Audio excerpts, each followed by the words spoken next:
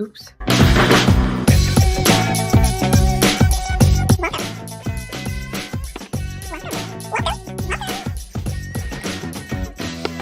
Welcome. Welcome, everybody. Hello, hello. Happy weekend. I hope it's still the weekend where you are. My name is Margaret Pinard, and you're on my channel. So you're on Booktube, and we are celebrating 4 years of Booktubeness for me. So I'm bringing some friends on. We've got some special guests.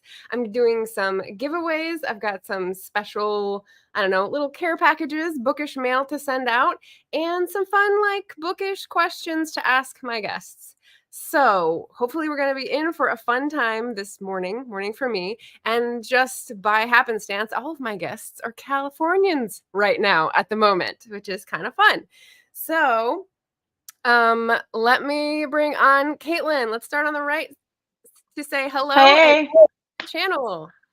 Good morning. I'm Kaitlin. My channel is Bandy's Books. Bandy is my last name, so that's where that comes from. And I am not a writer. I am just a reader and a big fan of especially like diverse and modern literature. And so that's kind of the area that I'm hanging out in. Sweet. And my intro question that I'm going to ask everyone is, what is your best way to celebrate an anniversary? Well, I actually am kind of doing what I would like to do to celebrate anniversaries anyways right now. So I'm on a bookish road trip with my mom. We do this periodically. We're both really big into reading and books, and my mom is just a huge advocate for like free access to literature and like, you know, public resources and stuff. And so my mom has her own little free library, and she's like networked with all the little free libraries all over the place.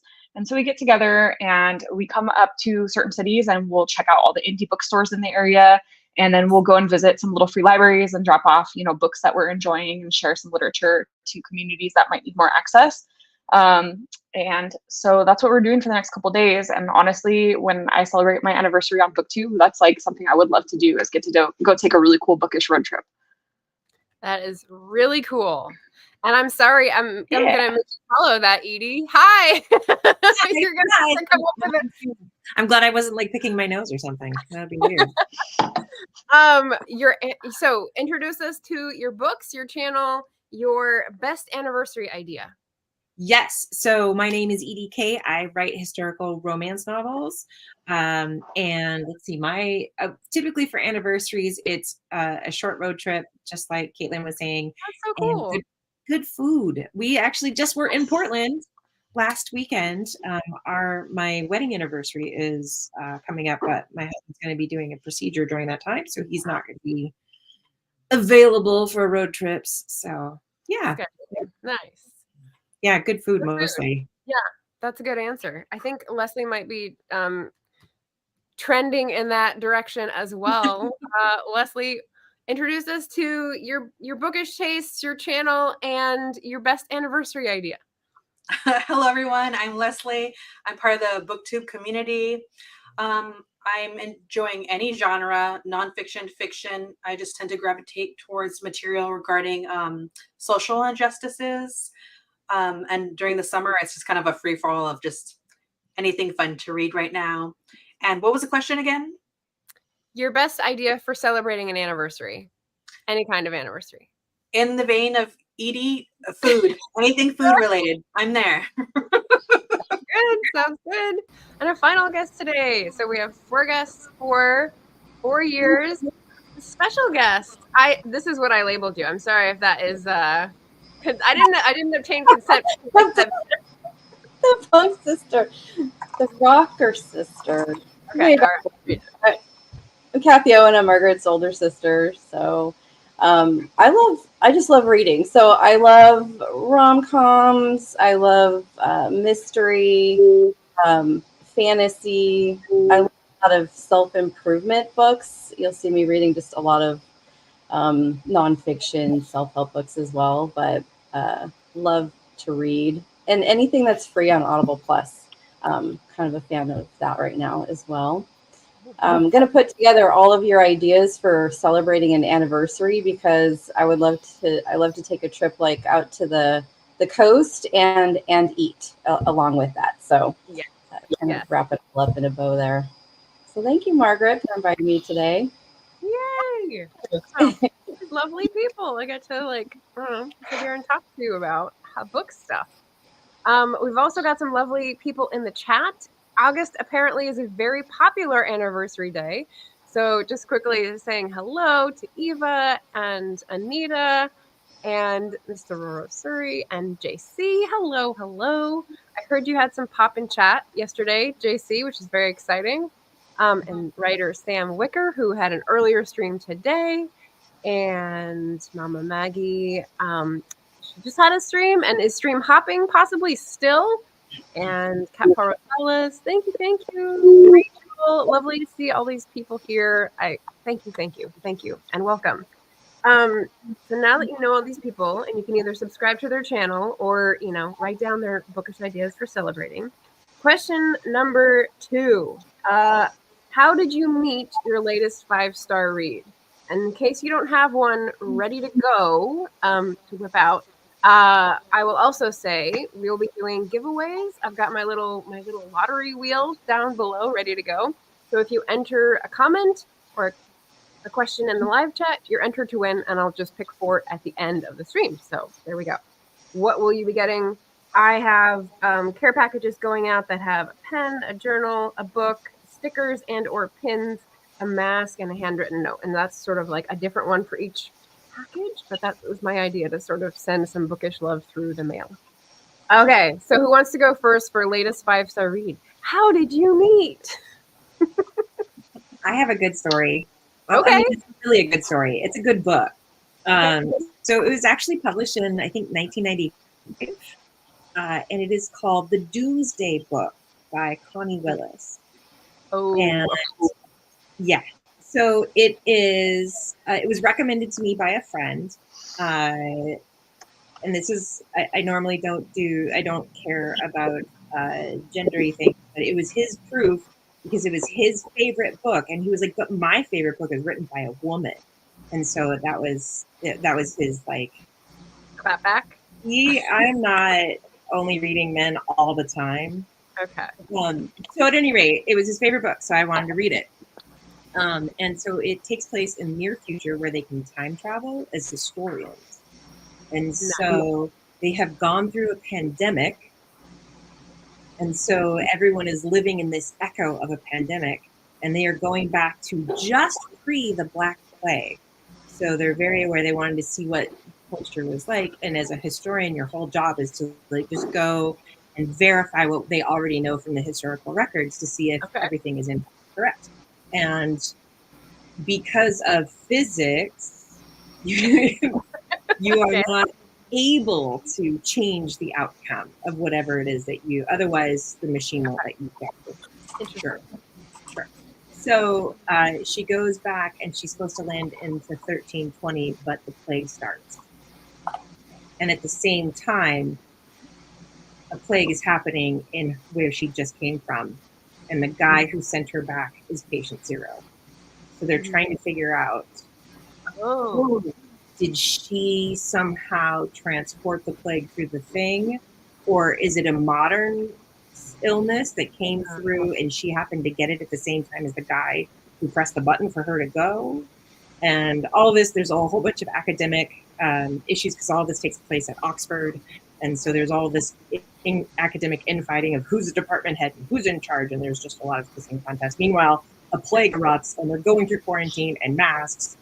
And of course, there's people who are saying that it's all the fault of Oxford and it's really the government trying to take them over.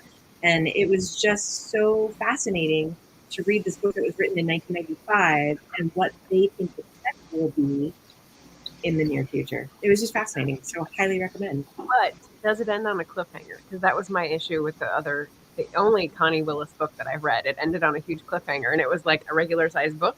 And I was like, no, that's not kosher. Out. No, I don't think it was. I thought to me it was and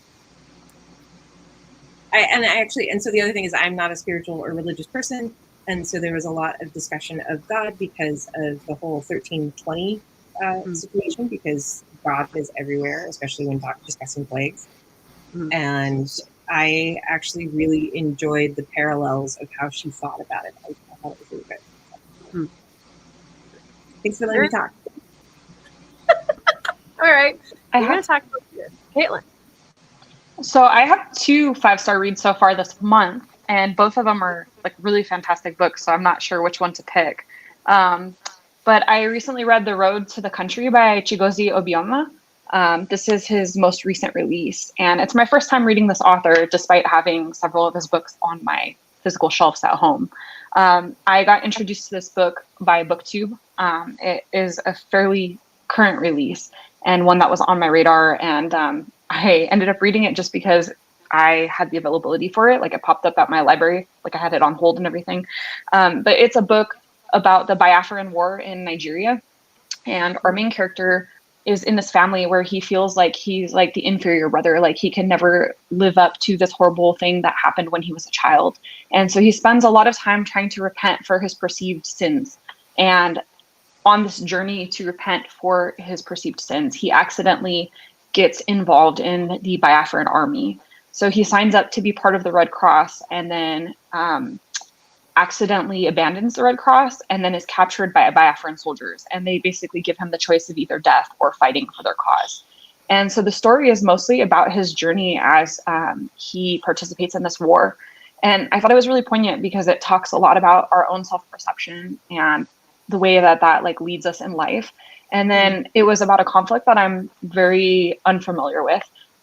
Despite feeling like I'm fairly well versed in history, I didn't know as much about Nigerian history specifically. And so it was kind of nice to delve into the complexities of that conflict and feel like I was learning while I was reading a fictional book at the same time. And then the second 5-star that I had this month was 10 Minutes, 38 Seconds in This Strange World by Elif Shafak, which is also another book that came onto my radar because of BookTube. I've read quite a few of Shafak's books, and I tend to really like her writing.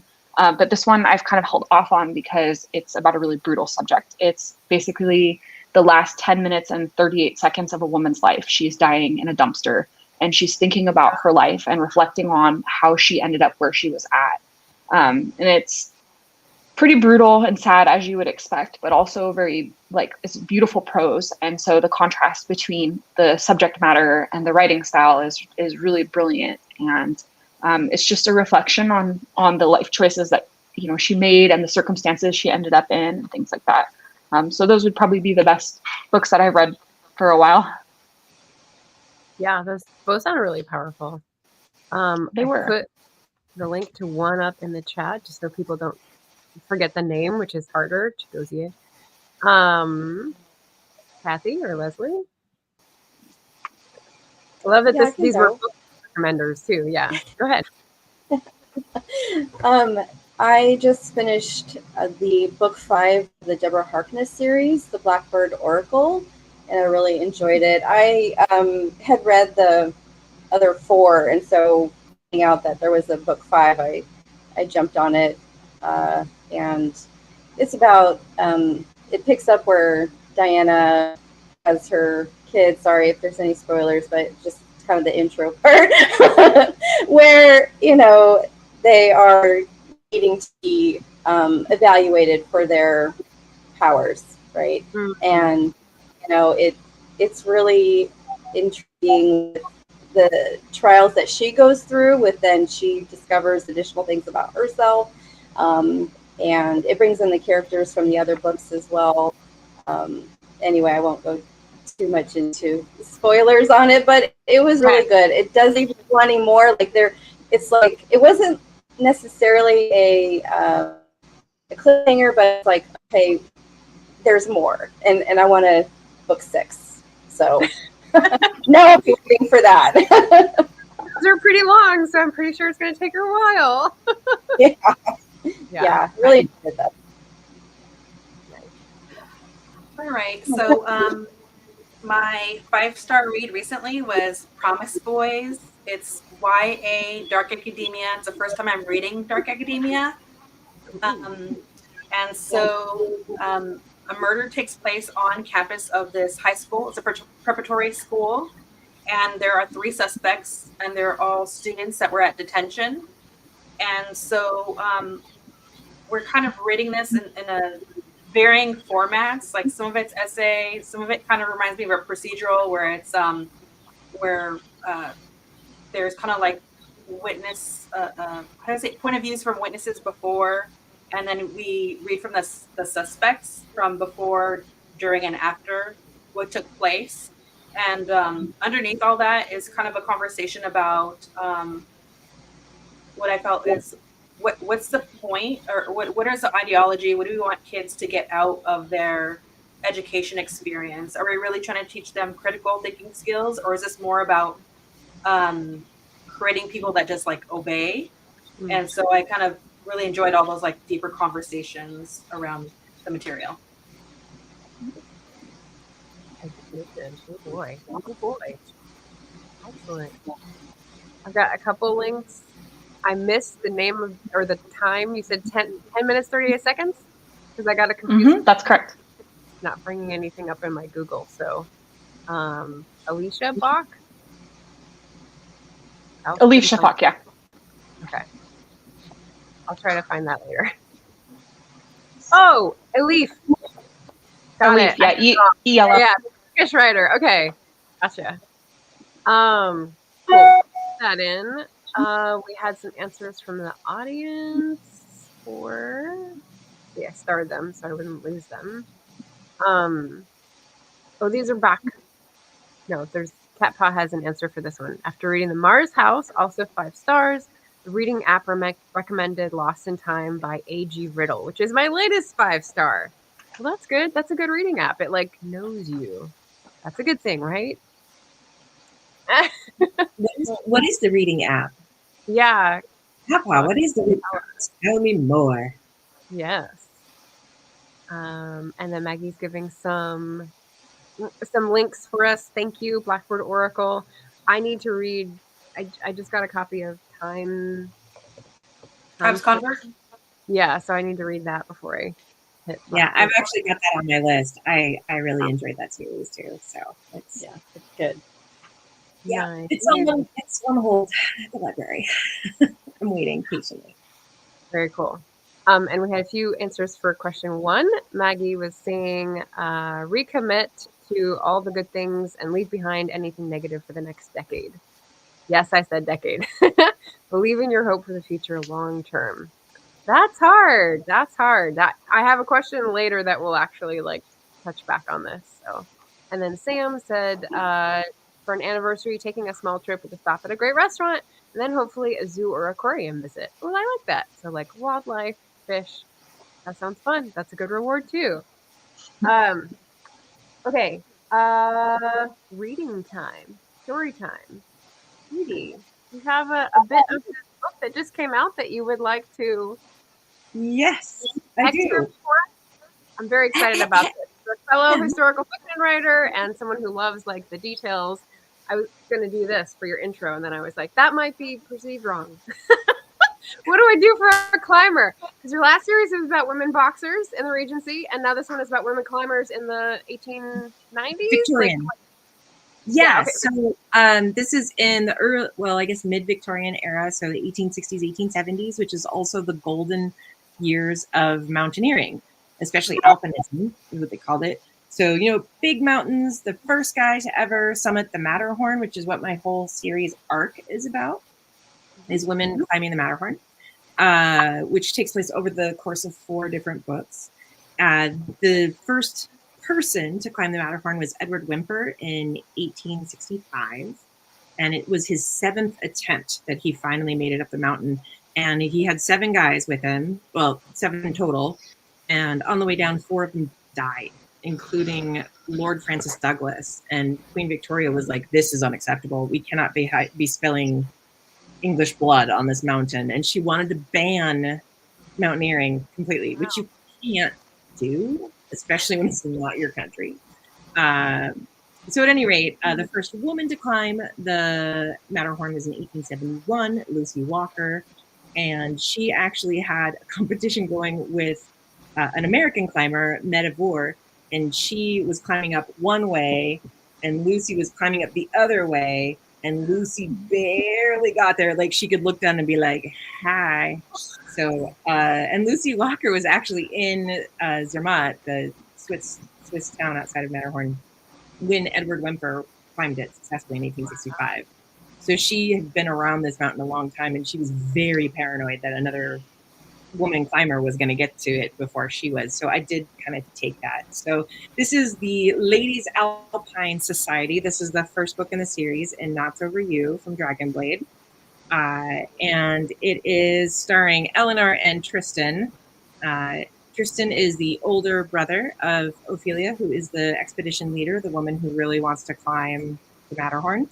And this is Eleanor, who is a ship captain's daughter. So she spent a lot of time at the docks, and she's a wallflower and has never really spent time around the aristocracy. But because of the boom that was happening at the time, her father finally has a bunch of money and wants her to be out with the aristocrats. So when she runs into Ophelia at a party and fixes Ophelia's dress with a fancy knot that she learned, because sailing has a lot of fancy knots, Ophelia just kind of is like, hey, guess what? You just joined. Fantastic. We're meeting next Wednesday.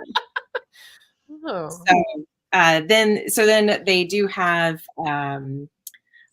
bi-weekly salons, which that are open to the public, and no one came until Tristan gave his friend permission to put the ad in the newspaper about it, and made it salacious because he thought that would get more people to show up, and it did. He was right. What kind of people? Yeah. He's like, watch a woman with a rope, and everyone's like, really? Tell me more. So here we go. Eleanor swallowed pointedly and then collected herself.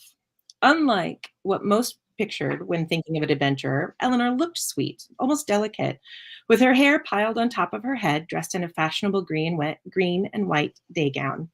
She pulled her gloves off and laid them on a small table next to her. Lengths of various rope were carefully stretched out on the table as well. She cleared her throat, picking up one of the ropes. She talked of snowy conditions and dunked the 3 lengths into different buckets of water, which a footman then hauled away. One of the issues that came to mind after hearing details of Mr. Whymper's ascent of the Matterhorn was the idea of splices. Miss Eleanor Piper took 2 steps forward, taking 2 different lengths of rope from her display table. A splice, as some of you may already know, is tying 2 lengths of rope together in a way that strengthens the line instead of weakening it. One might need to do this in the case of a break. Murmurs went through the crowd, no doubt familiar with the tragedy of a broken rope that killed the 4 men.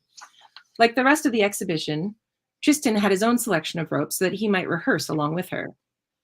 He hadn't thought about a splice before, which was ridiculous, nor had he believed that knotting 2 separate ropes together would ever equal or outweigh the strength of a single line. Not 1 in 20 sailors can do a decent splice, a man from the back protested. Everyone knows once a line is cut, it's done, yelled another man. Tristan turned to look at the young man who had scoffed, but who now got to his feet several rows back.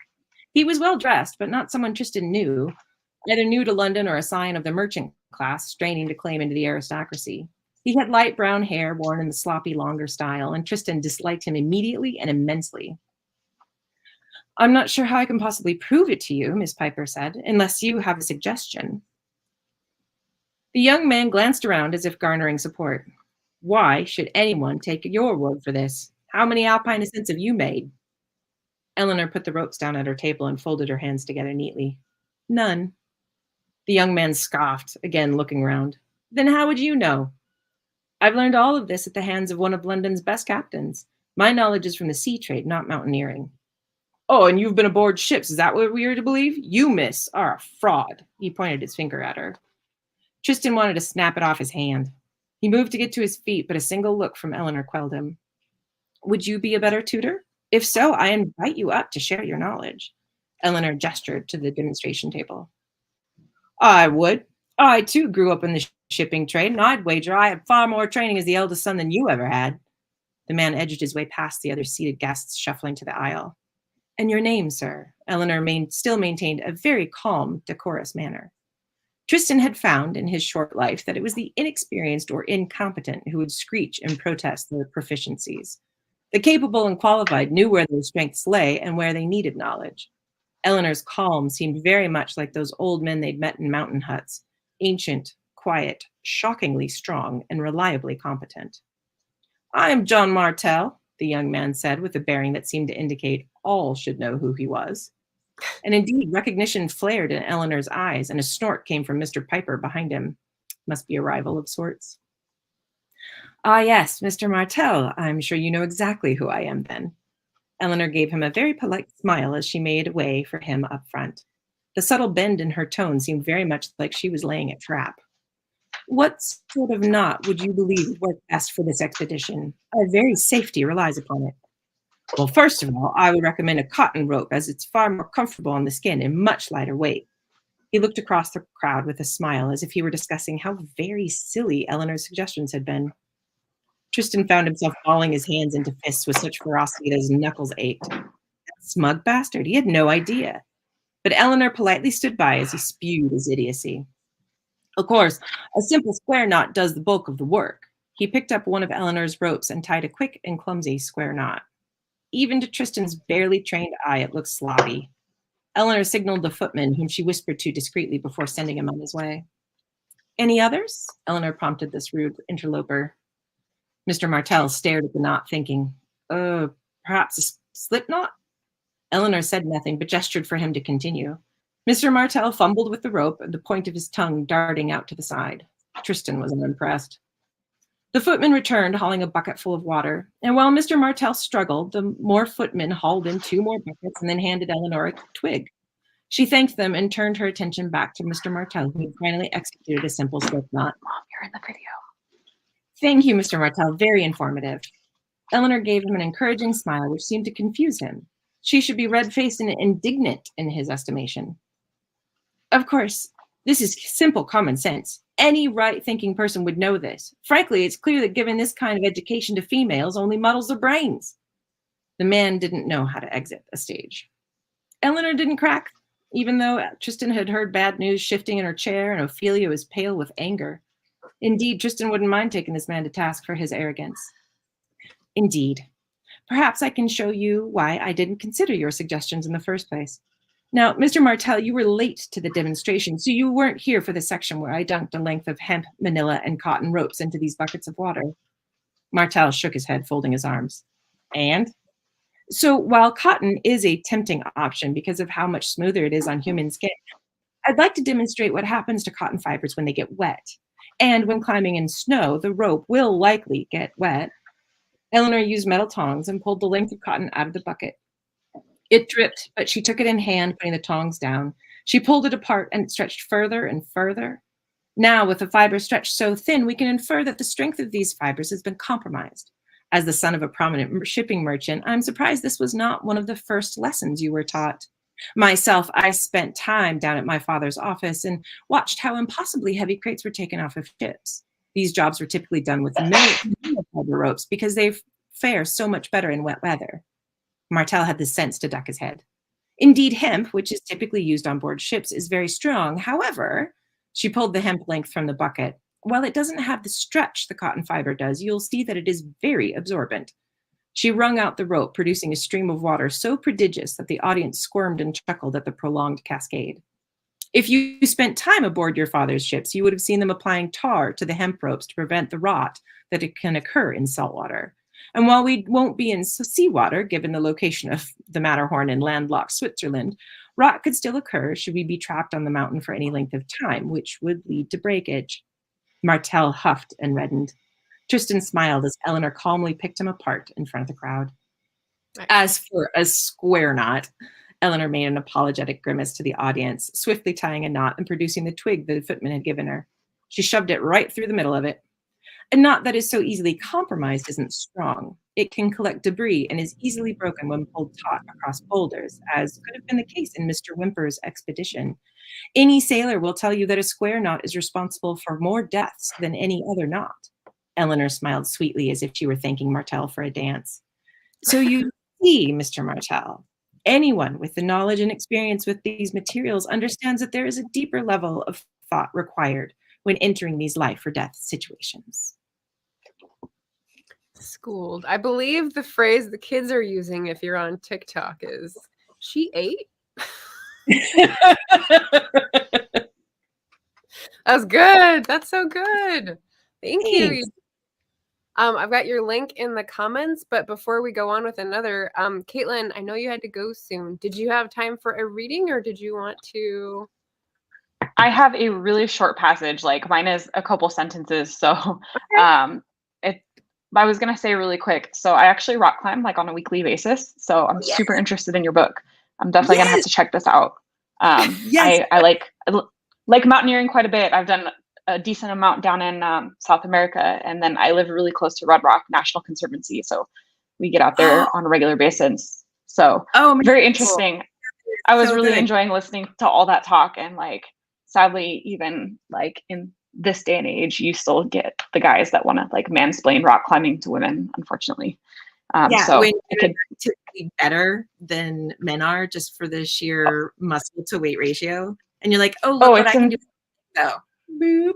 It's insane what some of the best women that I see out at out at Red Rock climbing can do. Like most of the guys can't even touch it. So Oh, and Beth Rodden, her memoir came out in May, and it was so good. Beth Rodden, for those who don't know, is an amazing climber. She's actually about my age, 40, and she climbed. She was married to Tommy Caldwell, and she was with him. If anybody's familiar with Tommy Caldwell and some of the movies that have been made about him, she was with him in Karakoram when they were kidnapped by the terrorists. yeah, So that's a fascinating story. Highly recommend her memoir.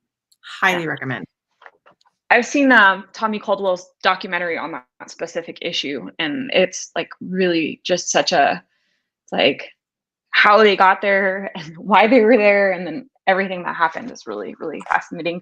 Sasha DeGillian also came out with a memoir earlier this year. She's another big sport climber, although nothing nearly as exciting as getting kidnapped in Eastern Europe. But yeah, well, exciting, she says. Yeah. So my passage is like, a paragraph, and it's from On Earth We're Briefly Gorgeous by Ocean Vuong. This is probably one of the first books that got me into like really pretty prose. When I first got into BookTube, I was much more of like a thriller fantasy reader. And then I think BookTube really influenced me to get into like prose and more literary books and things. And this was the first time that I read a book that crossed over from poetry into literature. And it's one that stuck with me. I read this like 4 years ago, and there's so many beautiful passages in it that have stuck with me. But the one that I picked was all freedom is relative, you know too well, and sometimes it's no freedom at all, but simply the cage widening far away from you, the bars abstracted with distance, but still there, as when they free wild animals into nature preserves, only to contain them yet again by larger borders.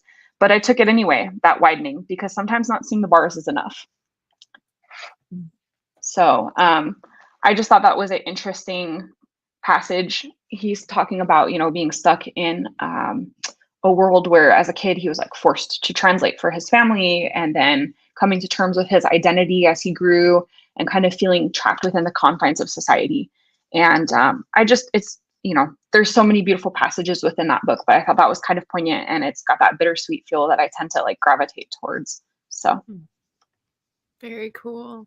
Beautiful. I did find the 1038 book link, and then I just linked Rodden's memoir. So those are in the chat for anyone who needs like the direct link, so you don't have to search and find the wrong thing. Right on. Yeah. Cool. Good. Check out. Go do your thing. Your books are okay. Thank you so much for coming. Thank you. Nice. Congratulations on your Bookstaversary, and thank you for inviting me. And I appreciate everybody stopping by to chat.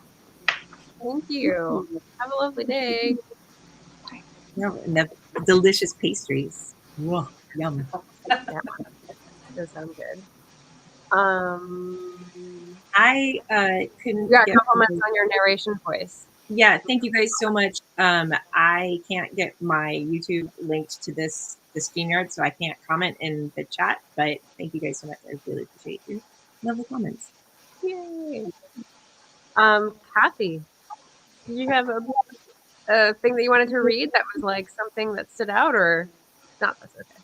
I didn't have that prepared, Margaret, so no, I don't. Yeah, it's hard to find stuff. So, Leslie, how about you? Are you looking through right now? Thank goodness I'm last because I was like, I'll find something. So I'm currently reading So Let Them Burn. It's this is also YA, it's fantasy. The author is Jamaican American, and so there is some not just influence but paralleling of Jamaican history within this fantasy narrative. And I don't know how far back I should read. Hold on. I'll just read a paragraph. Being forced to learn the language of your oppressors is an oppression of the mind. They rewrite your history when you're too young to know what you're giving away. And before you know it, it's too late to reclaim what you've lost.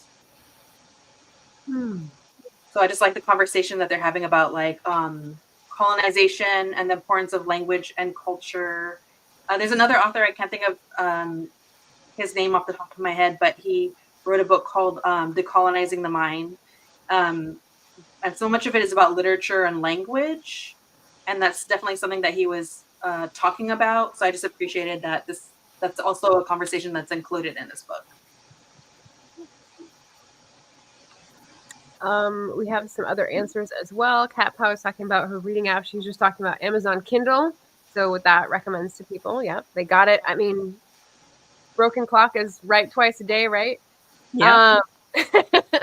And then Maggie says, got to beta and arc read this book, Shifter Noir Story. Okay, so we've got genre mashup here. Very cool. Secrets in the Moon by Julie Midnight. And apparently that was a 5-star read. That was how she got to it. She got to beta read it. That's really cool. Very nice. I have a space for other announcements. So if you guys have stuff coming up, this is the time to drop the links. And my stuff coming up is that August is a month for writer wind downs, and that is an evening. It's not a productivity sprint. It's like the counterpart. So we're like winding down from being productive. So if anyone wants to like talk about ideas to wind down, have an evening routine, get yourself suited for good rest, and like maybe just bits and talk to people about nice things instead of always feeling pressed, then August is the time. I'm hosting those at 7 or 8 Pacific, and there's 6 left. So Monday, tomorrow, and then the next week after that. And then hopefully it'll be a habit for all y'all, and we'll all feel so much more rested when we're writing our stories or recording our videos. Yeah, good time. So 7 or 8, I'm picking back and forth because I have guests coming on and whatever works for them. So 7 or 8, and we just go for less than an hour. Cool. I have your book link in the chat, Edie, but were there events, Leslie? Okay. I wasn't sure. Okay. All right. Yeah, so Empire events coming up. Oh my God! Don't even get me started. We'll save that for last because then you guys are gonna have to stop me from talking. All right. So I'm trying for every Wednesday to have a short book review out. Let's see if I actually stick to that. But what's coming up is this Wednesday, you'll have a short book review. It's always non-spoiler for So Let Them Burn. I'm in bar 2, which is a poetry collection. That'll be after that. And after that on Wednesday will be my literary husband. What's his name? Margaret Pinard? Honey Padurkey? Yes. Sorry. So that's the last one. No, I'm just teasing. It's the last one for the summer session. And every Saturday, the 1st of the month, I'm challenging myself to read a romance. So I'm going to have SD Hudson, your buddy. Houston. Yeah. Nice. To talk about The Emperor and the Endless Palace. Cool. So that's definitely coming up. That one does have a link available. And I'll put it in here. Too. Beautiful cover, beautiful story. Involves a bit of like, I guess, reincarnation and love and transversing time. So that's basically what I have going on for right now. And Interview the Vampire, I'm behind on. I'm one of those people that read them as a kid. And, I think I look back at my childhood and think like, gosh, how silly I was. I was like so obsessed. But now the adaptation is on and I'm obsessed all over again. So I definitely try to sprinkle in content regarding that, but it's very sporadic. Hmm. So that's where I'm at. Nice. And what was the YouTube link that you dropped in? Is that for the next short review? That is for the Emperor and the Endless Palace live. Oh, for Shannon. Okay. Friday. Yeah. Awesome. Speaking of vampires, I just had Nell Diamond on Friday as my guest for the Writer Wind Down, and she is hosting the Mystic Readathon, which, Kathy, it's about the Vampire Diaries. One of my favorites. Yeah, so she has several different prompts. One is set in Georgia, like things that are like related to the series, but like find a book that fits this prompt. And I just saw her video very briefly that was about like suggestions for the prompts, and people are on teams, and it's one of the very involved ones. She's worked on it for months, so like it's hard to get into, but the prompts are fun, so you might just enjoy watching them. I'm trying to convince my husband to go to Mystic Falls, Georgia with me so we could tour the different areas where they were. Not quite there yet, but yeah. Is it a fictional place, or is it where they filmed, or what? It's where they filmed. Okay. So there's like tours, and you can go to the Mystic Grill and see the clock house and the different places where they filmed Vampire Diaries. So. Cool. Well, no, I'm curious. I used to live in Georgia, so where is it? I think Covington, Georgia. No, really? Okay. Right. I could be wrong, but No, I just Googled it. You're right. It's Covington. Yep. Yeah. Okay. I used to live like 10 minutes from there. I've been researching. No, I used to live in Decatur, Georgia. So that's right there. And then I also lived in Savannah, Georgia. So. Very cool. All right. Are you going to post what that is, Margaret? So, Nell's video on the prompts? Yeah, I can do that. If anyone has any other announcements, please fill in the time for me. I can just find this in a minute. I don't really have an announcement, but I might as well say that at some point, I don't know when, because I've been kind of crazy and behind, but I will be kidnapping Margaret for my channel to interrogate her about the books that I read. I just haven't had a chance. It's just a little bit too crazy right now. Just so you know, Margaret. Okay. Well, and I will be thinking. Yeah, I was just waiting for the chance because I'm going to be going back down to California for the holidays. And I was like, I'm definitely like within striking distance. So we should meet up sometime between November and December. Yeah. Definitely. I'm going to try to take December off. That's my goal as a writer. So I've had, I'll have 4 releases this year.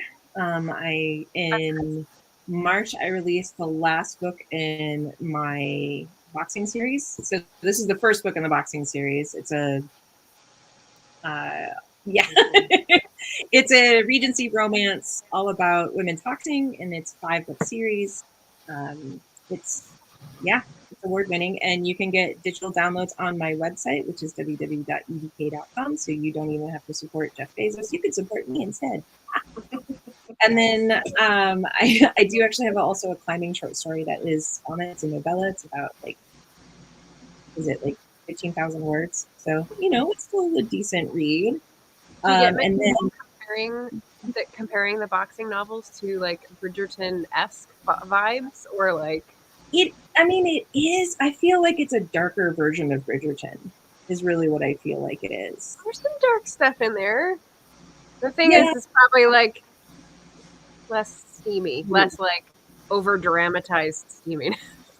Yeah, I will say that in one of the love scenes, she does compare him to a ham sandwich. So there is.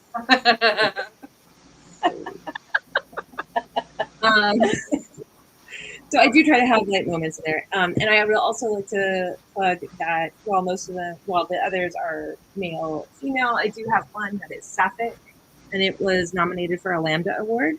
It is a non-binary person and the younger sister of this lady.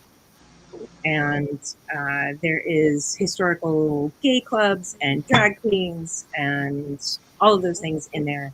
And also in my author's notes, especially in the first 2 books, I cover a lot of the history that I looked into. So you can find the actual for real accounts of the women who actually did books. Love the author's notes. Yes. Yeah. So then, yeah, and then also have anthologies out with Paper Lantern Writers. If anybody is curious about historical fiction, I'm a part of an authors collective called Paper Lantern Writers, and our website is paperlanternwriters.com, where we blog on all sorts of book-related things. We also do novel releases every Tuesday in our Facebook group. So anything that's just coming out that's historical fiction. So if you just want a roundup of what's coming out, we do those. And I have found out about books that way. I don't know how I didn't see them before, but I see them in a roundup, and I'm like, wait, what? So great. Yeah. Yes. So there you go. Speaking of historical fiction, historical fantasy, Maggie, who's also celebrating anniversary, launched her next book, which is Spartan Chimera, something in the title. And I'm going to get the preposition wrong because I got the two main words. And she launched it this morning and had a stream right before mine, so I was only in there for a few minutes, but congratulations. And congratulations as well. Yeah. Okay, so I did drop Nell's video in there. You want to go back and see it later, Kathy? All right. Question 3. What is the best hobby to combine with reading? I know some of you do this. So, tea drinking, is that a hobby? Is it not? I feel like it is. I mean, it could be a personality. I've definitely seen that used. And or what are you drinking? Because everyone had a really nice like cup of tea or something today. So yeah. When you say hobby, do you mean like simultaneously or just to fit with in your life? And this is kind of a question for Kathy because I know she has a big hobby. Are you hinting at my quilting or my travel? Well, more the quilting, yeah. Quilting. Yes. oh yeah.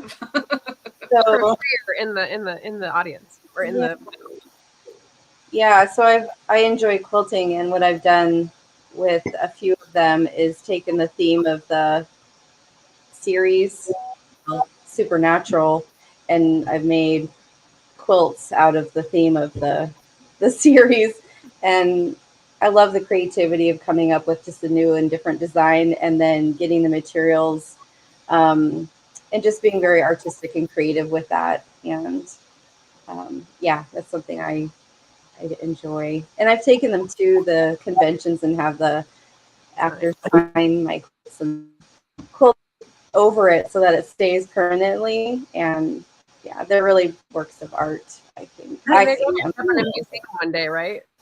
Huh? They're going to end up in a museum one day, right? Maybe. They're in my museum right now. So yeah. Which series do you do? Or have you done?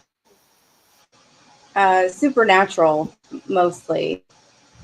So not really a are you?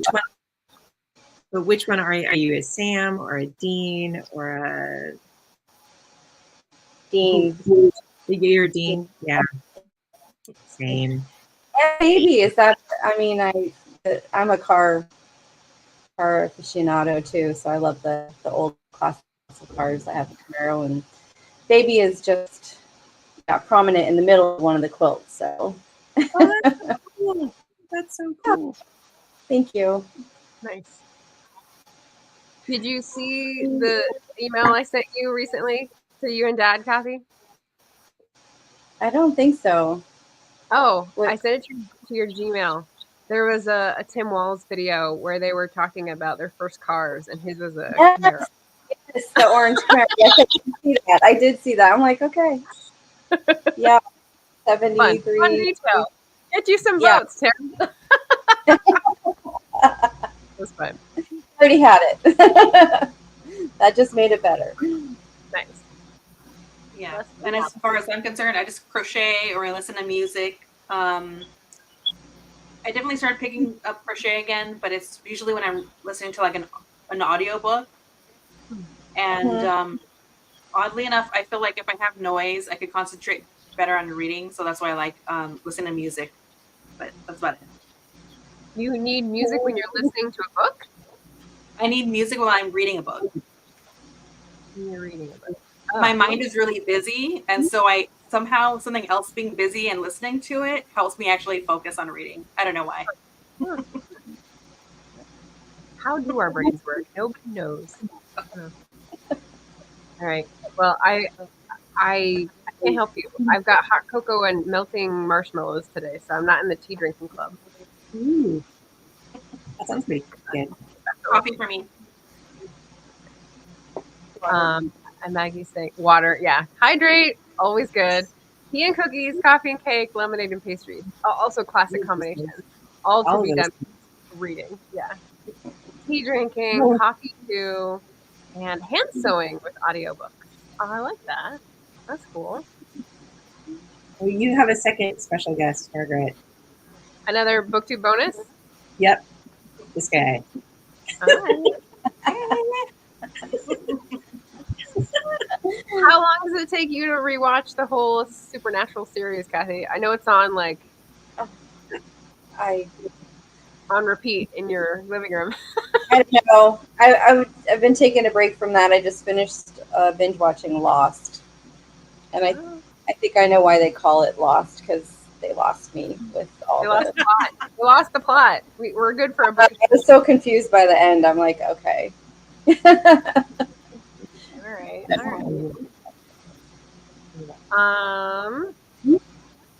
Yeah, a week with no sleep would get her through the entire series. Yeah. I was gonna say it would take way more than a week. Yeah. Supernatural. What is that, like 11 seasons or something? 12? 15. 15. Yeah. I'm a completionist, so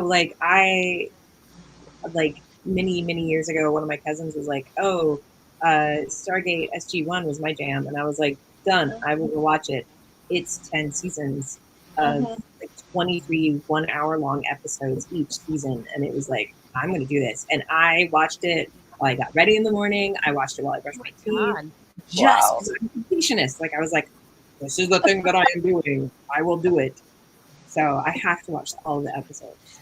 And then I watched all of the rest of Stargate. I am actually quite well versed in old science fiction. But was it good? Did you like it? There were parts of it that I really liked. I liked the one that got very little press. Stargate. I'll have to look it up. SG-1 was okay. Atlantis was okay. But there was another one. Universe. Stargate Universe, because that was more real sci-fi, where you had the scientist faction, you had the military faction. They were all on this alien ship that no one really knew how to work, and they were just trying to get home. And it felt more realistic. Like the military is like, we should be in charge, and the scientists were like, you don't know how to do anything. All you know how to do is blow stuff up. And then there was also a civilian government that was trying to emerge as well, being like, we need to just try to make sure that we all have enough food to get home, and let's not start a fight, and let's organize ourselves. And it was, I just thought it was a little more realistic and a lot more fun. So I can't hang on for that many episodes. I just watched Blue Eye Samurai, and it was really good. And it was 8 episodes, and that took me almost a month. I thought that was really good. 8 episodes. And it's only season 1. So and now I have to wait for the next one, which is fine because I can't do TV that much. I haven't seen that either. I loved Charmed when it was on. Someone commented on that. Yeah. Yeah, JC liked Charmed. Wait, aren't there 2? Isn't there the 90s version and the newer version? There is, yeah. That's the original. Yeah. Are any of you ladies watching Grantchester, or am I too much of an old lady? I've watched episodes. I love that show. Yeah, no, that's the one that's I'm getting to it. Right now I'm watching the Decameron, which I really enjoy, on Netflix. It just came out. Yeah, so it is the Decameron by Boccaccio, which is written in 1380. And again, this kind of went with my Doomsday Book thing. I started watching it, and then I started reading the Doomsday Book, and I was like, ooh, I'm very 1300s. But it's all about the plague. It's about people running from the plague out of Florence. And it starts as sort of a comedy of errors, and then gets super dark because it's the plague. Very cool. Okay, back to books, and I wanted to ask a little deeper question. I guess we'll end on this sort of topic before we go to the giveaways, which is like, if you've been doing something for a while, 4 years feels like a while. I mean, once you get into 40s, 50s, like maybe it doesn't feel as much of a while, but like to be doing something at least twice a week feels like a long time habit. If you're doing something for that long, you definitely have like measurements or indicators of success. So for you guys, what is a mark of success, either in your booktube or something else that you're working on, either one that you've achieved or one that you're currently aiming for? I'll go first. I'll start off just kind of like more abstractly. A marker of success for me, in a way that I didn't really feel when I was younger, is ultimately whatever the thing is, whether it's a goal or a challenge in life, just coming on the other side of that is a marker of success for me. Whether it's personally, professionally. I think when I was younger, I would see certain things that I came on the other side of and think, maybe that's more of a failure, but more now I'm like, well, I made it, So So just like living through something. Yeah. yeah, like just sustaining, surviving, and hopefully thriving, and getting through whatever the challenge is. Yeah. More specifically, I think actually making deadlines is a wild success. This is definitely a challenge for me. But yeah, that's as specific as I could get. It's an interesting question, Margaret. Obviously, I'm not a writer, don't have these things, but I have like personal goals, right? And what's a measure of success for that? More and more, it's not so much meeting the deadline or hitting the goal, but once you hit that goal or do that thing, do you feel better about yourself and what you're doing? So I look more to intrinsically, okay, accomplished this. How do I feel? Like reflecting on that. I could do it again. Would that be worthwhile for me? Is that value added for my life? So just kind of taking it into that sort of realm of, yeah, what does success look like? If I achieve this or when I achieve this, is that it? Do I want to do it again? How is that fitting in with my life and my values? So that's what I'm looking at these days. Anyway, as a measure of success. Nice. Yeah. I did do lots of experimentation things when I was publishing to try to figure out what my path should be. And I missed that step of like evaluating afterwards how it made me feel. So I'd go through these things and be like, okay, I tried this and this and this, and none of it led to like that feeling. And I was like, that's because I didn't make those goals with the feeling in mind. So like I haven't found the way. So yeah, I think within the last year I really like put my finger on that. Oh, there's an evaluation period. Oh, right. Yeah, I should do that. My success, my idea of success has changed a lot over the years. I started publishing in 2020. I graduated from my MFA program in 2005.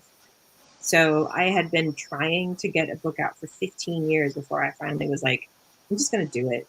Part of that was just spent in querying trenches and taking literally years to hear back from agents as they kind of strung me along saying, oh, I like it. How about a little more? And so I thought originally like getting the book out there was my measure of success.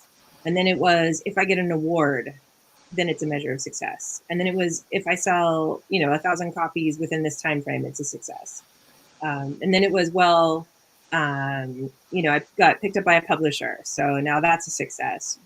But my measure keeps moving as I gain it. Like I see that as a measure of success and be like, oh, but now I have this new goal that's even further away. And so right now, is it kind of like climbing the Matterhorn, because like your peg goes in and you're like the next thing and the next thing. Yeah, that's pretty natural. Yeah. And right now I feel like my success is if I can support my other author friends without being professionally jealous, because that is a really real thing in the writing community, is to be jealous of someone who's doing what you wanted to do or you're perceiving them as having success without seeing the inside of what their work looks like. And we all work differently. We all have different books, and that is great because there are all sorts of different readers, and readers like to read various different things. They don't want to read the same book over and over again. So right now, my measure of success is taking weekends off so I can be with my family, because I work full-time at this. I have a part-time job at the hospital where I work as an echo tech. I take full-time care of my dude, and I've got aging parents, and I'm a trustee of 2 estates now because people have passed away. And I am definitely in the sandwich generation, the sandwich time, where I've got my elders that I'm taking care of, but also a small child, and it's tough. It's tough. Yeah.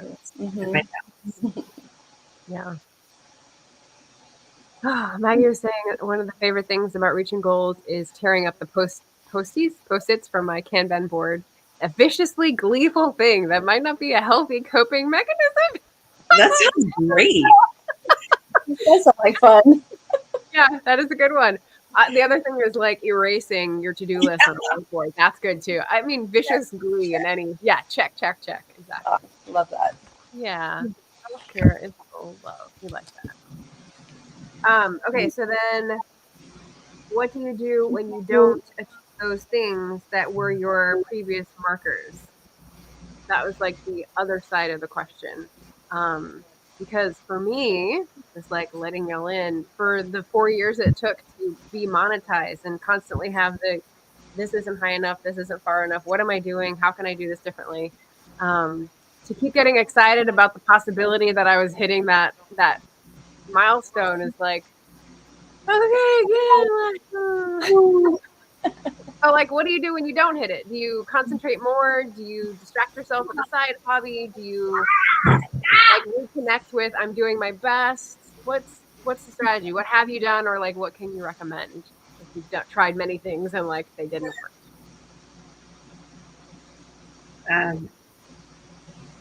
I might have an emergency here. I might have a table related emergency. Okay. But I gotta say, when I don't make it, it depends on what it is. If it's one of those goals, like I am professionally jealous of someone and it's eating at me, then I have to just reevaluate myself and think about what I have done and think about what I have accomplished. But if it's something larger, like I graduated from an MFA and my goal was to be published before 30, and that didn't happen by a mile. And a lot of that was just, I rewrote and I tried different things. That's basically what I did to get to the goal that I wanted. You can get up and address the table emergency. Feel free to get up and come back. It's okay. Yeah. Margaret, you have to realize that the goals you set for yourself are arbitrary. You can change them. Yes. There you go. And that's when I also reevaluate why do you have goals? What are you hoping to achieve from those goals? A lot of self-help books, that's when I read a lot. I go back. I didn't achieve that goal because I've had my own career goals that have taken a long time. The Sedona Method was a book I read that was very impactful, just about letting things go and being okay with where you are right now and not holding on to these things that make you stressed out. So that's helpful when you don't reach the goals that you were hoping to meet by a certain time frame. And therapy. Hey, yeah, as you work through your feelings and emotions and things like that too, because it's disappointing when you don't hit the goals that you want. Mm-hmm. Yeah, so what do you do with the feelings? Yeah, you got to process the feelings. You can process them by... Go for lots of walks. Yes. Yeah, really cool. Yeah, I think I basically disagree with everything that Kathy was saying. I was just like, yeah, that sounds great. Definitely evaluation. And sometimes realizing that maybe that goal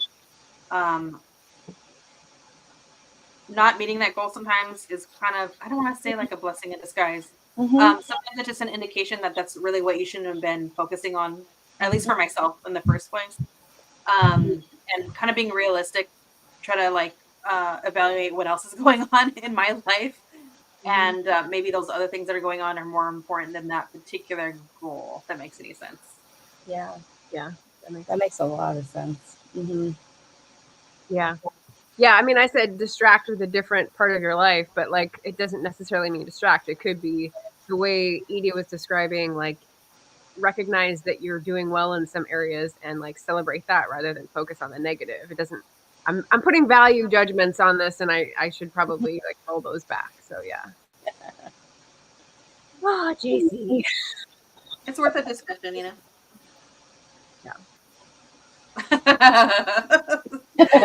JC. Yeah, I like Maggie's suggestion. Health, mental health, more important than the goal. Yeah. Never know what to do to celebrate wins. I'm open to ideas. Well, you can like give away care packages, which we're gonna do next. So if anyone has left a comment, you're entered to win my little bookish care packages. So I think we're ready for that. The final question, which I'll let you guys think over before while I'm doing the giveaway stuff, is what's the biggest book impact of the last 4 years? Like book you read that you love the most, or book you read that started a new hobby, or book you read that brought you to know new friends, etc. So biggest book impact in the last 4 years, and then I will be doing my thing. Giveaway time. And share my screen. All right. Ready? Boom! I need like the air horn that Rita was using yesterday. First one.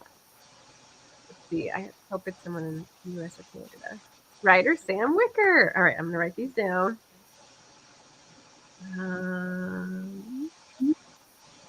Someone want to address the question? We could divide it up. I'm having a hard time.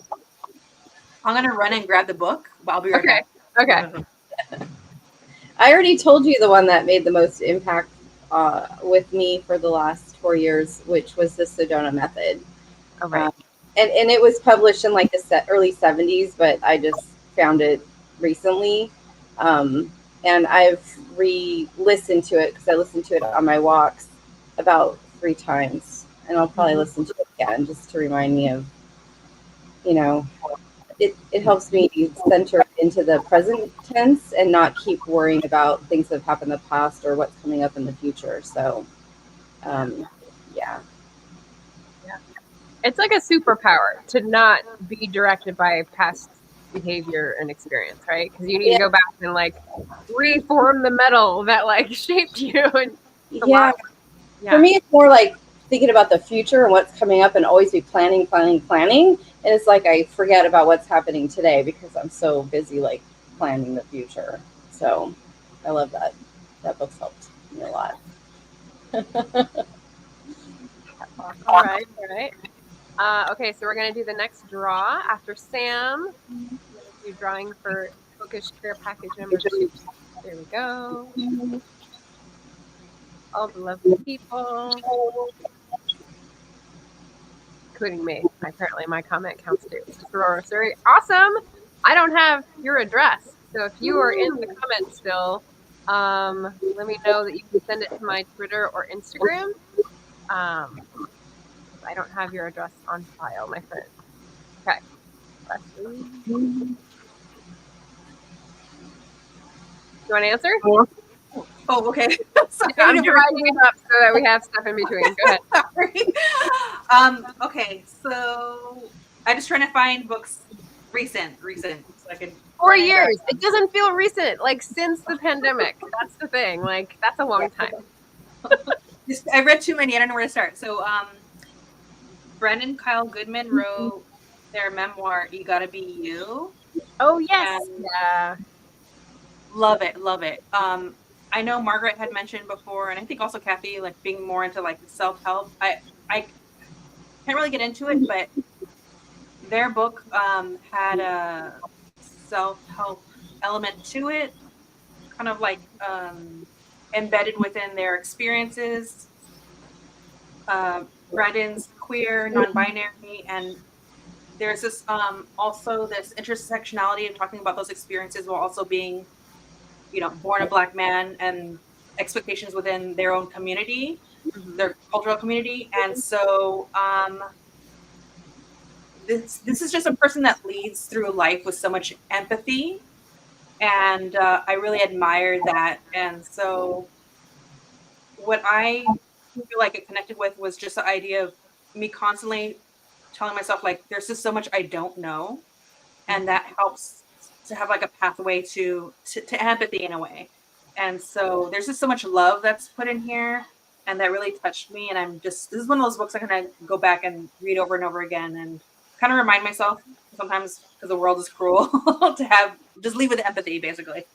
So there's also Rainbow Milk that I read this year by Paul Mendes. The author is British of Jamaican descent, and I think the author was really tapping into generational trauma, navigating life, and I think the idea and feeling of feeling lost, and how do you navigate yourself out of that when you don't even know which way is up or down, that I thought was really beautiful, and that I connected with.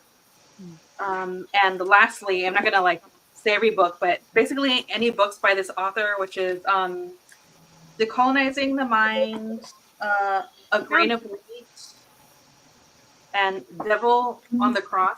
So 2 of those were a work of fiction. One of those is a nonfiction essay. And that's Ngugi wa Thiong'o. He's I think I should know this by now, Kenyan author. And his real life is so fascinating. He was someone that actually was in prison for about a year just for writing plays in their own indigenous language. And instead of feeling defeated while they were in prison, they just kept writing. They used the toilet paper and they just kept writing. And they're still alive today. Now they actually teach in the state of California at a university. I'm not sure which one. I think it was Irvine, but I could be wrong. But yeah, every time I read any of their work, I feel like my heart and my brain grows a little bit more. And so, yeah, their work will always impact me moving through life. So I'm just getting the names of your people so I can pass it on.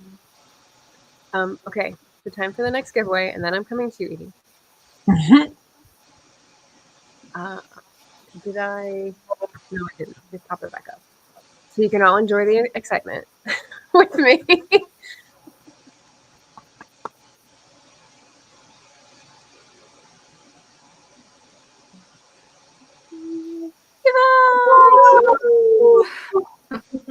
First commenter off every live chat. Yay. Okay. Eva.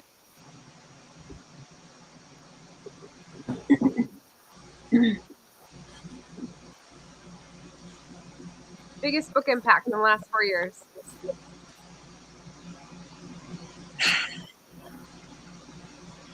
I'm looking through all my stuff. It's really hard because I read a lot of stuff and they have impacted me in different ways. I don't generally read a lot of self-help. I read other nonfiction. That's just not a thing that interests me at this moment. I have a hard time finishing books like that. For instance, I do have one that was really helpful on perimenopause, which is What Fresh Hell Is This? Which is fantastic. As you can tell that I've been flushing during the course of this. You can see my hot flashes occurring, so you're welcome. So that is helpful, and it's written from a non-binary person's perspective, which is fascinating to read this thing that no one even talks about. It's not polite to talk about the fact that you were feel like there's a combustion happening inside your body while you're just sitting there. There's nothing changed, nothing's different. You just are sweating all of a sudden. But some of the books that really impacted me, Sherry Thomas's A Study in Scarlet.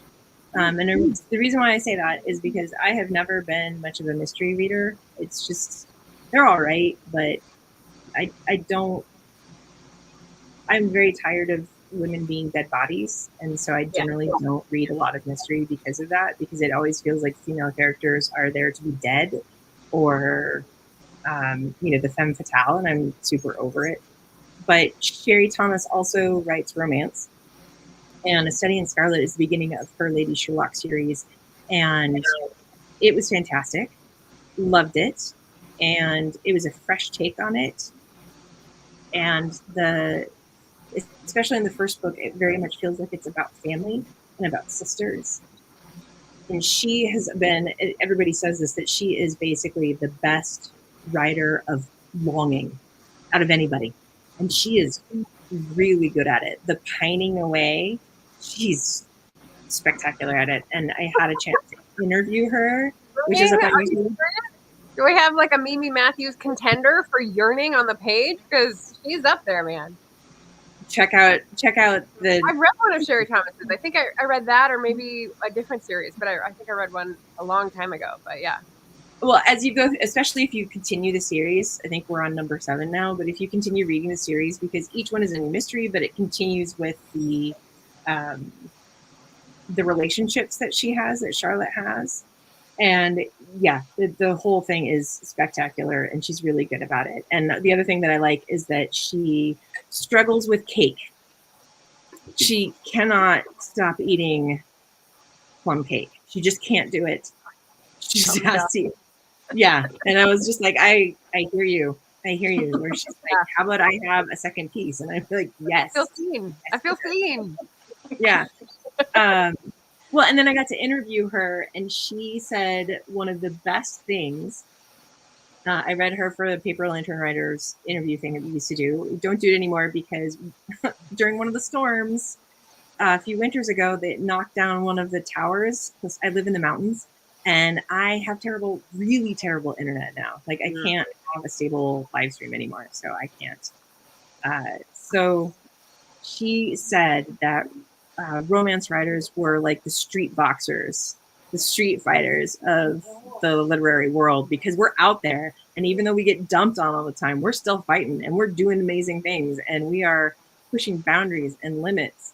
And I definitely feel that. Stop cake neglect. Yeah. Yes. I like that. That's a good one. And right now I'm searching for the name of the book, but the book that won the Lambdas the year that I lost. And I read that, and it was so good. And I'm trying to figure out where it was. It's not Mistakes Were Made by Meryl Wilsner. It's something else. But the reason why that was such a big deal is because I also met a new friend, writer friend there. Her name is Ruby Barrett, and she writes as well. And Ruby Barrett is best friends with Rosie Dannon, who is another romance author. And it just kind of like entering into new friends. Don't know. Yeah. Yeah. So and it was great to be in a room full of queer and non-gender conforming people. And I got to hug Lily Wachowski, and I thought that was very cool. So, yeah. I mean, I just stood next to her, and I was like, can I hug you? Who is this? Lily Wachowski. Okay. Yeah. The Matrix. The Matrix. So when The Matrix was made, it was the Wachowski brothers, then became the Wachowski siblings, and now the Wachowski sisters. Okay. So I don't know if anybody has ever seen Sense8. It is, no, thank you. It is on Netflix. It's really a very queer telling of a cool science fiction world that I absolutely adore. So, and I know that I struggle with my presentation, and so it was just very affirming. So, awesome. Yeah. Okay. final one, or maybe not. If I don't hear from Mr. Orosuri, I'm going to pick an extra for like an alternate. So this is number 4 for Eva. I don't think I have Eva's address either, so DM me somewhere. JC! Woohoo!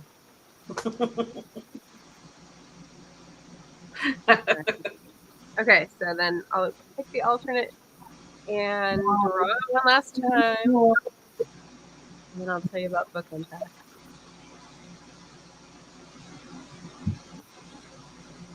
Eloise, how you doing? She's not far. Cool, cool, cool. Okay. All right, they're written down so that if I lose this, it won't be lost forever. Yay! Okay, so if I was to answer this question about the book I read that made the most impact, I might say Warmth of Other Suns or Counting Descent, because those are 2 books that I read, I think, around 2020 or 2021 that were like books that I didn't know the history of, the Great Migration of African Americans from the South to the North and West, and poetry about generational trauma that really opened the door to be like more history, more processing, more other people's experiences. And I had to sort of get over talking about it and being embarrassed that I knew so little on the channel as a public persona, because I'm so famous here. Like once I did that, I'm still processing it, obviously, but like I just feel free to read more, and I'm still negotiating what I can write about and what I feel comfortable representing on the page. But in terms of reading and processing and discussing, I feel like going through that book, and it just opened up a lot more and opened up a lot of topics for discussion and helped me understand a lot of things that are under national discussion. So like very impactful, having a channel, being able to talk to and listen to other people. So yeah, Clint Smith and he's the reporter. He's the Warmth of Other Suns, Isabel Wilkerson. So yeah, highly recommend. Good stuff. All right. So we've got our winners. I got through all my questions. Did you have any questions that were brought up by any of these things that you were like, oh, I wonder what folks nodding? If not, I will definitely let you go because I know Sunday, busy streams, busy lives, and all that stuff. But I want to put out there the book that I couldn't remember the name of, the one who won in 2023. It's called Kiss Her Once for Me by Alison Cochran. And it is fantastic contemporary romance that I highly recommend because it definitely gets into the real and messy of relationships and family. And it's set in Portland in the winter, and it is got Powell's bookstore in it, and it is delightful. Highly recommend. Highly recommend. It's got a very cute graphic cover as well, so I think that's going on my list. Excellent. And it won the 2023 LGBT literary, Lambda Literary Award. That's why I lost 2. It's okay because it's really good. You're in good company. That's a good pool to be in. That's like a show near these people. That's good company. That's excellent. Yeah, man, there's a Wikipedia page, and my name is in that little block as a finalist. So there you go. Yeah. There. All praise. All praise. That's a goal, right? I got it. I got this goal. Success. All right, for the 2 writers, I'm going to flip Margaret's question and kind of ask, what are hobbies and also snacks that pair well with your writing process? Chocolate and tea. The snacks change. I mean, right now it's Barbara's cereal squares, like a nostalgic cereal snack. I'm going for the easy one. Snacks first. Hobbies with writing. Walking. My other hobby is walking. It's speaking of tea drinking as a hobby, my other hobby is walking. Yeah, that helps me switch gears and like change positions. I have like different positions in my apartment that I do certain things in, and then I have to rearrange the room and like find different positions, and constantly switching like that helps keep it new and not stale for me. So that's my answer for snacks and hobbies. Good question. I think also taking my cardigan off and then putting it back on and then taking it off. I do a lot of that. Like I'm really getting into it. And then, oh no, now I'm cold. Okay. Now I'm, yeah. And snacks. Oh yeah, it does change a lot, but I like things that are salty that I can pick at. So pretzels, crackers. Yeah. Sometimes my my husband will come in and bring me dinner because otherwise I will not eat. And he's like, you should put food in your body. And I'm like, oh yeah, it's true. Yeah, and then I walk. I take my dogs for a walk. I usually try to write for a couple hours, and then I take the dogs for a walk. And then I write a couple hours, and I go pick up my kid at school. So that's the thing. I But walking helps a ton. Yeah. Peppermint cocoa blue diamond almonds. Ooh, that sounds good. I recently learned blue diamond almonds are made or processed in Sacramento. They're right next to the train station. So look at that. I have my great uncles actually were farmers for almonds, those blue diamond almonds. Wow. Yep. It's the magic. It's the magic. I love it. California. We're everywhere. I love that this ended up being like the California team. I'm all in. So thank you so much for joining me today. This was fabulous. 4 years and hopefully many more, and lovely pastries, excellent tea, excellent talk, and thank you all so much. Thanks for watching and participating and answering the questions. Y'all were gold. And take care of yourselves and enjoy the rest of the weekend. Happy reading, everybody.